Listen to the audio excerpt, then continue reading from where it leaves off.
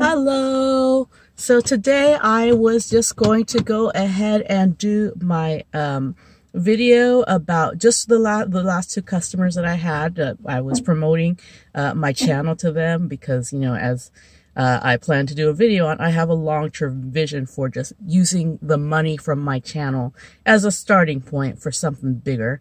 And so I was having the conversation with the people who happen to have come to the two people on a shared ride. Picked one up in Wiener Schnitzel, black dude, and then took it was a shared ride. Another ride got added, the Asian dude. So me and the black dude, when about to pick up, I was just like, hey, can I have your number, because I want your input on some video ideas I have.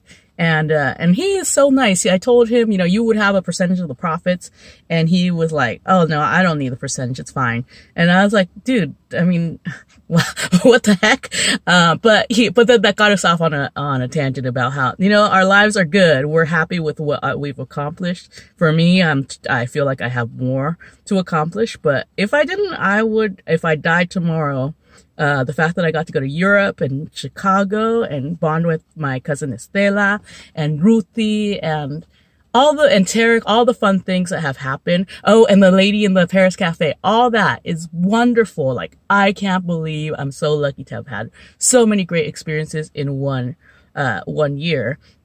So the fact that, oh, and then I shared that my aunt is, also kind of expressing, the same thing. I'm sure right now I already have the idea of the Taylor Talks as a series. I want to do Tia Talks. Tia is your name for aunt in Spanish. So instead of TED Talks or Taylor Talks, discussions with my aunts, they would obviously be in Spanish since I am Mexican. But yeah, let me know what you think about the idea of Tia Talks. Do you think a lot of people would maybe be interested in watching a recap of, you know, what was the overall content, which, you know, right now I gave you a good recap of overall content with my antlers. We're fine. We don't need money. We're satisfied with our lives.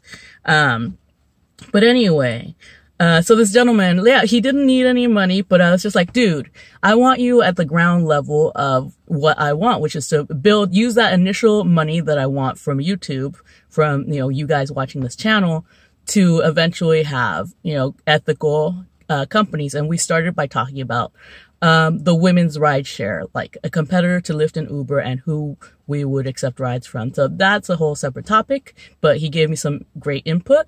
And from there, when we dropped him off, like, oh, and this was like totally, you know, between me and the guy, the black dude.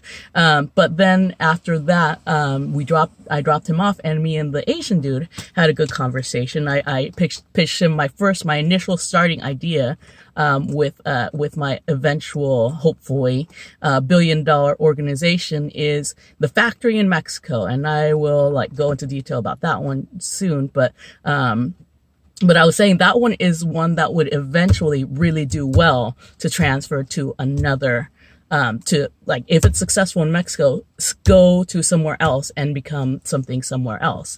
And so I actually use the example first of Kanye, because I read a lot of Taylor Swift content. But I'll go with Taylor for this one. So, you know, the company would be about, you know, the focus is maybe fashion and maybe fashion and maybe accessories. Yeah, like starting with clothes, maybe going on to fashion and stuff. And so the overall company would be Taylor Swift as the example. And then things that are in there, like I would start with the Mexico company would be All Too Well. And then the Filipino company would be Shake It Off. The Ghana company would be Delicate, and so forth. Like separate names of significance to the founders, to the people who start the factory, but under the large division of, you know, my company, Christina Fashion, which is not the name I have in mind. So yeah, just a lot of great brainstorming. I think that overall, I am betting a lot of money on getting this channel monetized, because there are so many great people in the world. Those two guys seem like two of them. Okay, so that is all for now. And And oh, I also had an innovation after the ride finished. I had already like long planned to do going to the museum with Christina, Spanish and English version. But last time I went to the Museum of Modern Art, I ran into a gentleman who was obviously an art lover. I think he was an artist, and he's Black, and you know, he was very enthusiastic about Diego Rivera. And so because of that, like, and I want to take my friend Alvin, he's Black, to the museums. So at the time I went ahead and, sent the gentleman an email. I have not heard back. He may be too insulted. I sent him an email. What do you think about the title Art with Blacks?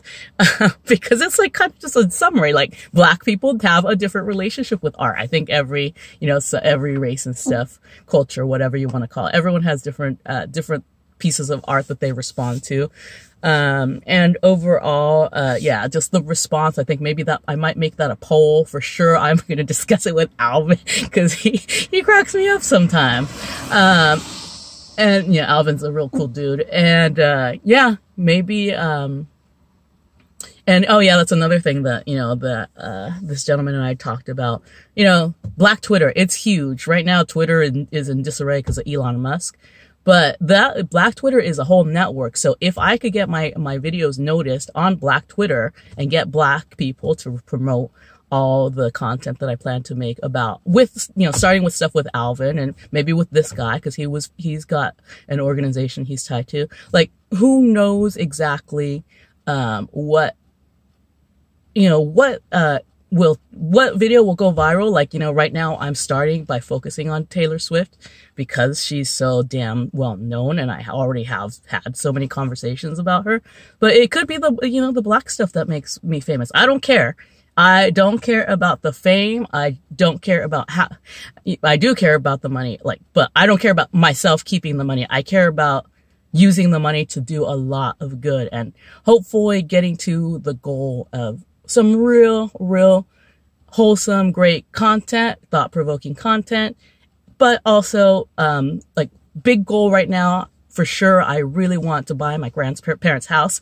It's a source of conflict in my family, because, you know, I have two very old surviving, aunts and an aunt and an uncle, and they both want to do different things with them, or they both have different thoughts about it, and there's a lot of bitterness. But I feel like if this channel goes big and people like get to know me, and they're you know, and then get to know my family as well, I would love to be able to shoot videos like, hey, this is where I saw the ghost. This is where our friend Cipriana would come and sit every week. This is where oh, this is a good one.